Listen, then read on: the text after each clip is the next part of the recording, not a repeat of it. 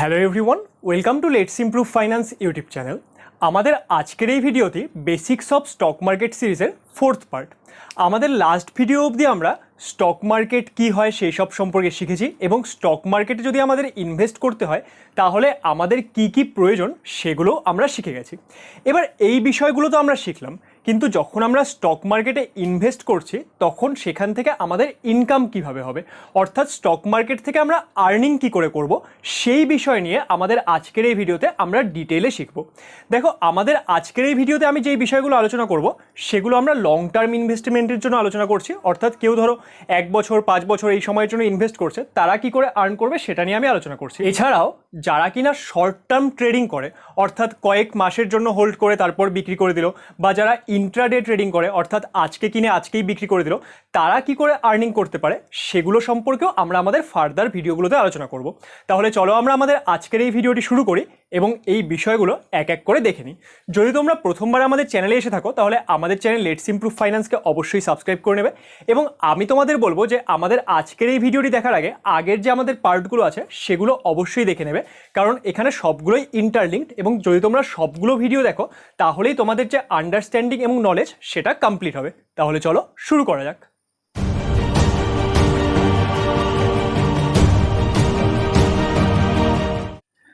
তাহলে আজকে আমরা কি শিখবো? আজকে আমরা শিখবো আর্নিং ফ্রম স্টক মার্কেট, তাই তো? তাহলে আমরা স্টক মার্কেট থেকে কি করে আর্ন করতে পারি। আই হোপ যে তোমরা সবাই প্রপার নোট বানাচ্ছ। Earning from stock market. এবার এখানে আমরা কিসের কথা বলছি? এখানে আমরা ইনভেস্টিংয়ের কথা বলছি, আমরা ট্রেডিংয়ের কথা কিন্তু বলছি না। অর্থাৎ আমরা যখন স্টক মার্কেটে ইনভেস্ট করব তখন আমরা কি করে সেখান থেকে ইনকাম করতে পারি, ইনভেস্টমেন্টের কথা আমরা এখানে আলোচনা করব। এবার দেখো, যখন কেউ স্টক মার্কেটে ইনভেস্ট করে সেখান থেকে আমরা দুটো উপায়ে আর্নিং করতে পারি। একটা কি, আমাদের ফার্স্ট হলো ক্যাপিটাল অ্যাপ্রিসিয়েশন। ফার্স্ট হলো আমাদের ক্যাপিটাল অ্যাপ্রিসিয়েশন। ওকে, এই বিষয়গুলো আমি একদম ডিটেলে আসছি, জাস্ট আগে তোমরা নামগুলো জেনে নাও। ফার্স্ট হলো আমাদের ক্যাপিটাল অ্যাপ্রিসিয়েশন, আর সেকেন্ড কি, সেকেন্ড হলো আমাদের ডিভিডেন্ড আর্নিং। আমরা ডিভিডেন্ড নিয়ে আমাদের চ্যানেলে অলরেডি অনেক ভিডিও বানিয়েছি, আই হোপ যে তোমরা সেগুলো জানো, তাও এখানে আমরা একদম ডিটেলে শিখবো, তাই তো? তাহলে দেখো, ফার্স্ট হলো আমাদের ক্যাপিটাল অ্যাপ্রিসিয়েশন। এবার এই ক্যাপিটাল অ্যাপ্রিসিয়েশন বিষয়টি কি? ক্যাপিটাল অ্যাপ্রিসিয়েশন মানে হলো যে আমাদের যে আমরা স্টকগুলো কিনছি তার দাম বৃদ্ধি পাওয়া, অর্থাৎ আমাদের যে স্টকের ভ্যালু সেটা ইনক্রিজ হয়ে যাওয়া। কীরকম? ফর এক্সাম্পল, ধরে নাও যে আজকে আমরা একটা স্টক কিনলাম, XYZ কোম্পানির আমরা একটা স্টক কিনছি, সেটা ধরো আজকে আমরা কিনলাম হচ্ছে 10 টাকায়। ওকে, 10 টাকায় আমরা কিনে নিলাম, এবং এই স্টকটিকে আমরা ধরো কয়েক বছরের জন্য হোল্ড করে নিলাম, অর্থাৎ কয়েক বছরের জন্য এই স্টকটি আমাদের কাছে থাকলো। এবার আমাদের কাছে থাকবে মানে সেটা কোথায় থাকবে? সেটা থাকবে হলো আমাদের ডিম্যাট অ্যাকাউন্টে, তাই তো? তাহলে আমাদের এই স্টকটি আমাদের ডিম্যাট অ্যাকাউন্টে থাকলো, এবং কয়েক বছর পর ধরে নাও যে এই স্টকটির দাম বেড়ে হয়ে গেছে, আমি ফর এক্সাম্পল বলছি 50 টাকা। ওকে, তাহলে দেখো, আমরা যখন স্টকটি কিনেছিলাম তখন তার দাম কত ছিল? তখন তার দাম ছিল 10 টাকা, এবং এখন সেই যে কয়েক বছর পর এই স্টকটির দাম বেড়ে কত হয়ে গেছে? 50 টাকা। তাহলে পার স্টকে এখানে আমাদের কত? এখানে আমাদের 40 টাকা ইনক্রিজ হয়ে যাচ্ছে। তাহলে এই যে 40 টাকা ইনক্রিজ হচ্ছে, অর্থাৎ আমাদের ক্যাপিটাল কত ছিল? আমাদের ক্যাপিটাল তো ছিল পার স্টক 10 টাকা, কিন্তু সেটা এখন বেড়ে 50 টাকা হয়ে গেছে, অর্থাৎ 40 টাকা করে বৃদ্ধি পেয়েছে, তাই তো? তাহলে এই যে বিষয়টি, এটাকেই আমরা কি বলি? এটাকে আমরা বলি ক্যাপিটাল অ্যাপ্রিসিয়েশন, অর্থাৎ আমাদের যে সম্পদ, আমাদের যে ক্যাপিটাল, তার ভ্যালু ইনক্রিজ হয়ে গেল। তাহলে যখন আমরা স্টক মার্কেটে ইনভেস্ট করি তখন আমাদের যে ফার্স্ট উপায় যেখান থেকে আমরা আর্ন করতে পারি সেটা কি? সেটা হচ্ছে আমাদের ক্যাপিটাল অ্যাপ্রিসিয়েশন।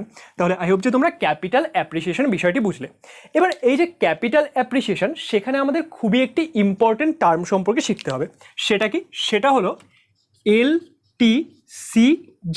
ওকে, তাহলে আমরা এই যে ক্যাপিটাল অ্যাপ্রিসিয়েশন, সেখানে একটি নতুন টার্ম এখন শিখবো। সেটা কি? সেটা হলো LTCG।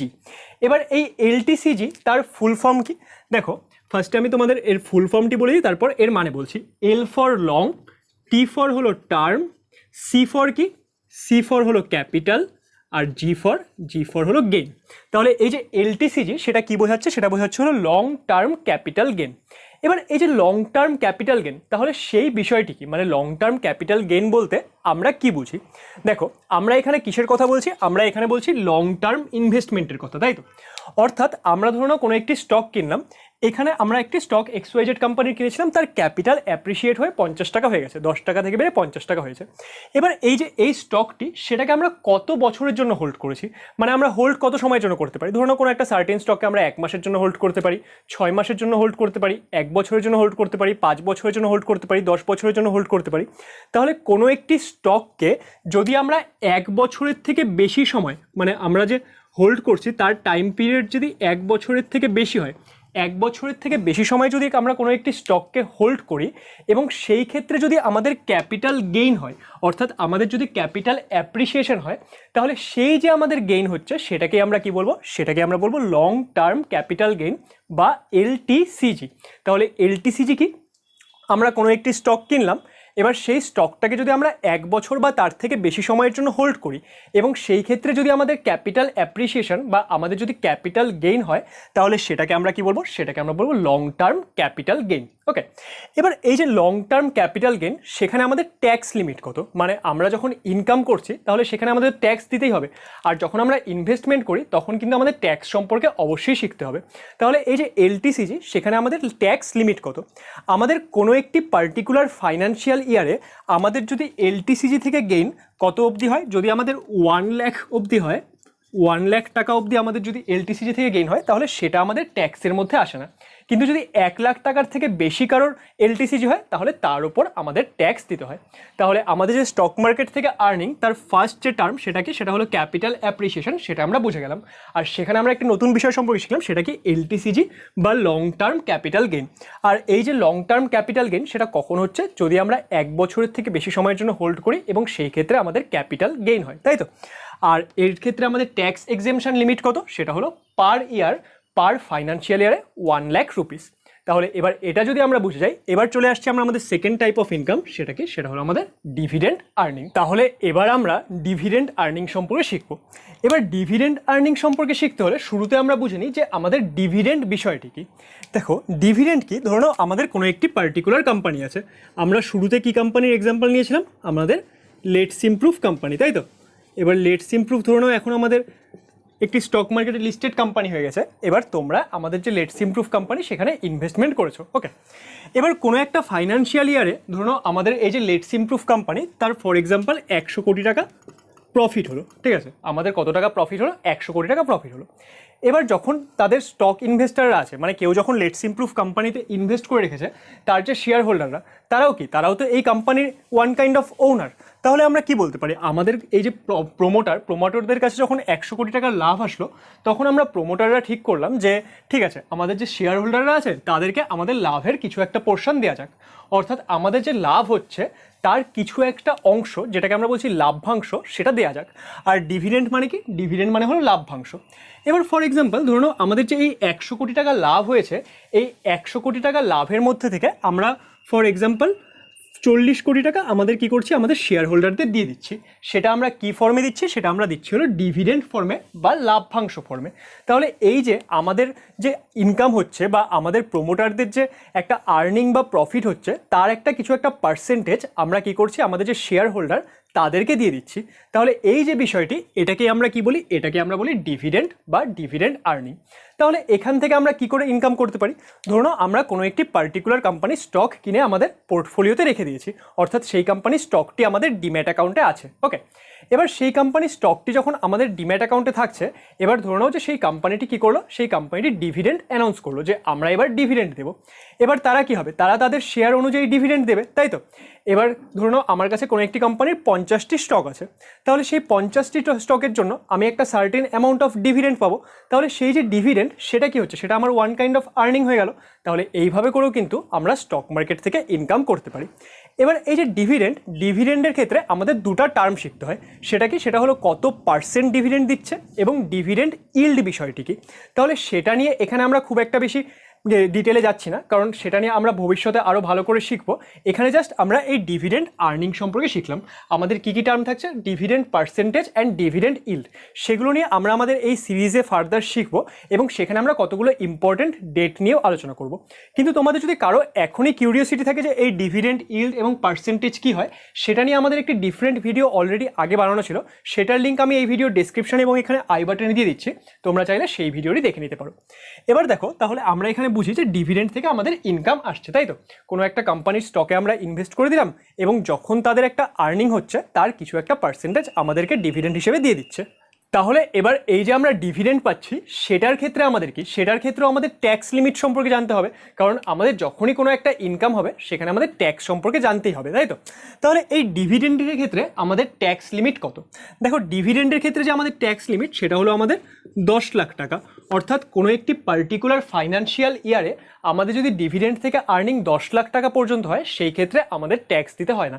কিন্তু 10 লাখ টাকার থেকে বেশি, ফর এক্সাম্পল ধরে নাও আমাদের 15 লাখ টাকা ডিভিডেন্ড থেকে ইনকাম হলো, ওকে, তাহলে সেই ক্ষেত্রে কি হবে? সেই ক্ষেত্রে কিন্তু আমাদের ট্যাক্স দিতে হবে। কিন্তু আমরা ট্যাক্স কত টাকার ওপর দেবো? দেখো, 10 লাখ অবধি তো আমাদের ট্যাক্স এক্সেমশন আছে, তাহলে এই ক্ষেত্রে আমাদের কি হলো, 15 লাখ টাকা ডিভিডেন্ড থেকে ইনকাম আসছে, তার মানে 10 লাখের পরে এক্সট্রা কত? এক্সট্রা হলো 5 লাখ টাকা। তাহলে সেই 5 লাখ টাকার উপর আমাদের ট্যাক্স দিতে হবে।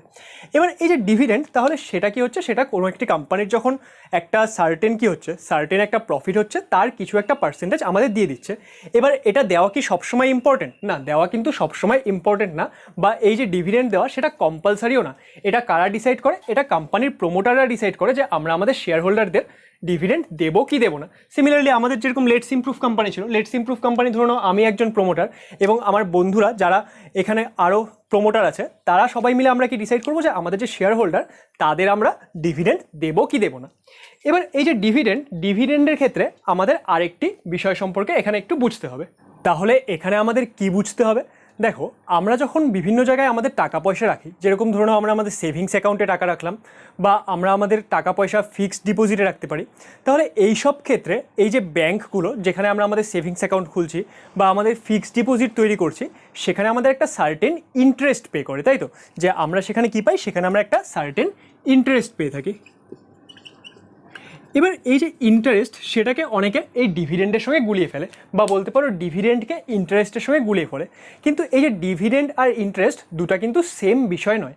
দেখো, ইন্টারেস্ট আমরা কোথায় পাচ্ছি? ইন্টারেস্ট আমরা পাচ্ছি হলো আমাদের সেভিংস অ্যাকাউন্টে পেয়ে থাকি, ফিক্সড ডিপোজিটে পেয়ে থাকি, আমরা যদি কোনো বন্ড বা ডিবেঞ্চারে ইনভেস্ট করি সেই ক্ষেত্রে আমরা ইন্টারেস্ট পেয়ে থাকি। কিন্তু আমাদের যে এই ডিভিডেন্ড আমরা কোথায় পাচ্ছি? সেটা আমরা পাচ্ছি হলো আমাদের যখন আমরা স্টক মার্কেটে ইনভেস্ট করছি, তাই তো? তাহলে এবার এই যে ডিভিডেন্ড আর ইন্টারেস্ট, এর মধ্যে কিন্তু প্রচুর ডিফারেন্স আছে। তাহলে চলো আমরা ডিভিডেন্ড এবং ইন্টারেস্ট এদের মধ্যে যে কী কী ডিফারেন্স আছে সেই ডিফারেন্সগুলো একটু বুঝে নেওয়ার চেষ্টা করি। তাহলে কি হবে? এই যে অনেকে ভুল করে বসে যে ডিভিডেন্ড আর ইন্টারেস্ট হয়তো একই জিনিস, সেই যে কনফিউশনগুলো সেগুলো আমাদের এখান থেকে দূর হয়ে যাবে।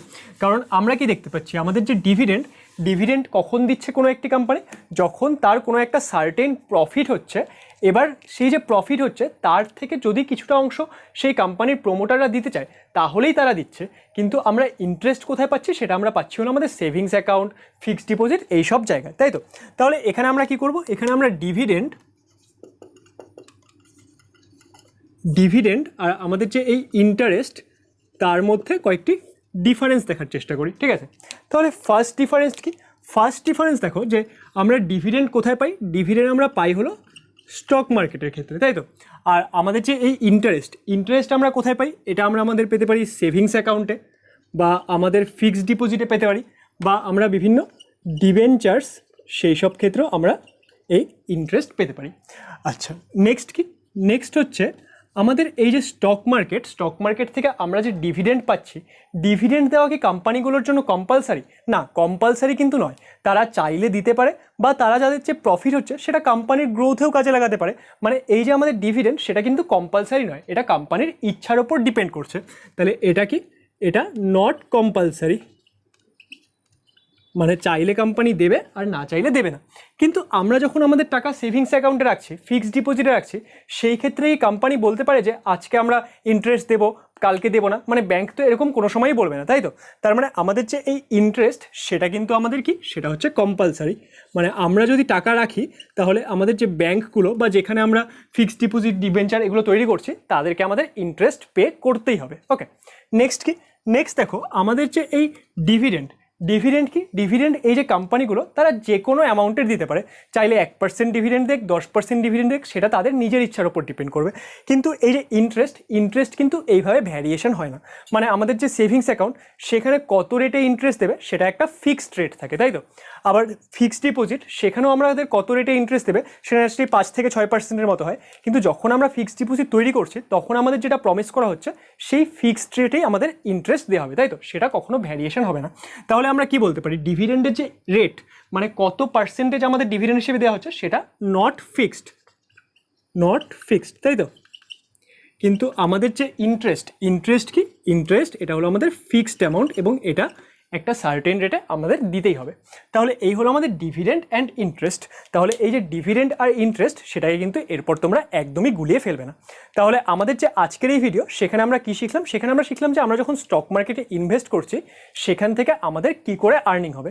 তার জন্য কটা প্রসেস? দুটা। একটা হলো ক্যাপিটাল অ্যাপ্রিসিয়েশন, সেটা মানে কি যে আমরা কম টাকায় কিনছি এবং আমাদের যে স্টকের দাম সেটা বেড়ে যাচ্ছে, তাহলে তখন আমরা বিক্রি করে দিয়ে সেখান থেকে আমরা আমাদের প্রফিট আর্ন করতে পারি। আর আরেকটি কি? সেটা হলো আমাদের ডিভিডেন্ড আর্নিং, অর্থাৎ আমাদের কাছে যেই কোম্পানির স্টকগুলো আছে সেই কোম্পানির ধরনের কোনো একটা সার্টেন সময়ে একটা কিছু প্রফিট হলো, এবার সেই প্রফিটের কিছু একটা পার্সেন্টেজ যদি কোম্পানির প্রমোটাররা দিতে চায় তাহলে সেটাকে আমরা কি বলবো? সেটাকে আমরা বলবো ডিভিডেন্ড। আর সেই ডিভিডেন্ড থেকে আমাদের আর্নিং আসছে। এবার এই যে ডিভিডেন্ড সেটা আমাদের কোথায় এসে জমা হয়? সেটা এসে জমা হয় হলো ডিরেক্টলি আমাদের ব্যাঙ্ক অ্যাকাউন্টে, অর্থাৎ আমাদের ডিম্যাট অ্যাকাউন্টের সঙ্গে যেই সেভিংস অ্যাকাউন্টটি যুক্ত থাকবে আমাদের ডিভিডেন্ড থেকে যে আর্নিংগুলো সেগুলো কিন্তু ডিরেক্টলি সেই সেভিংস অ্যাকাউন্টে চলে আসে। আর এদের ক্ষেত্রে যে আমাদের ট্যাক্স লিমিট সেটা আমরা কত দেখলাম? ক্যাপিটাল অ্যাপ্রিসিয়েশনের ক্ষেত্রে আমরা লং টার্ম ক্যাপিটাল গেইন বা এলটিসিজি শিখলাম। এলটিসিজির ক্ষেত্রে যে আমাদের ট্যাক্স লিমিট সেটা হলো পার ফাইন্যান্সিয়াল ইয়ারে 1 লাখ রুপিস। আর আমাদের ডিভিডেন্ডের ক্ষেত্রে আমাদের এই যে ট্যাক্স লিমিট সেটা কত? সেটা হলো পার ফাইন্যান্সিয়াল ইয়ারে 10 লাখ রুপিস, তাই তো? তাহলে আই হোপ যে আমাদের আজকের এই ভিডিওতে যেই বিষয়গুলো বোঝানো হলো সেগুলো তোমরা বুঝতে পারলে। যদি ভিডিওটি ভালো লাগে তাহলে ভিডিওটিকে অবশ্যই লাইক করবে এবং ভিডিওটিকে বন্ধুদের সাথেও শেয়ার করে দেবে, কারণ এই যে আমি স্টক মার্কেট সম্পর্কে বিষয়গুলো শেখাচ্ছি সেগুলো তাদেরও শেখা প্রয়োজন। আর আমাদের পরের ভিডিওগুলো দেখার জন্য আমাদের চ্যানেল লেটস ইমপ্রুভ ফাইন্যান্সকে অবশ্যই সাবস্ক্রাইব করবে। Thank you for watching.